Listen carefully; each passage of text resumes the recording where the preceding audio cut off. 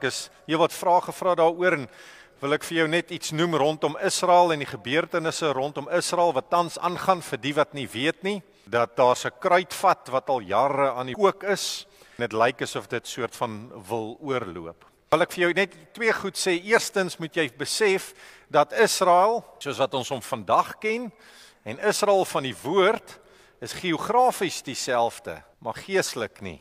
Dat die nasie van Israel is nie die nasie wat ek en jy van lees in God se woord nie. Dit beteken nie dat ek en jy nie kan bid vir vrede. Maar my en jou gebed is dat daar bekering sal kom. Dat hulle staatspresident, net soos ons staatspresident en net soos vele reg oor die wêreld God werklik sal ontmoet. Want wanneer daar diepe ware bekerings is, sal ons die uitvloei daarvan sien. Tweedens wil ek wel vir jou sê dat die gebeure wat plaasvind is maar deel van dit wat moet plaasvind. Ek wil jou herinner aan Matteus 24:6 wat sê julle sal gerugte hoor en van oorloë hoor, maar dit is nog nie die einde nie.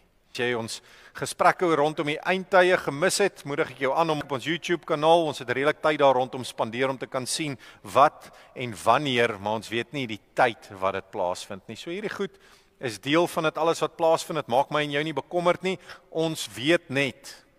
En as jy dit nog nie weet nie, dat die tyd stap aan en die einde is naby.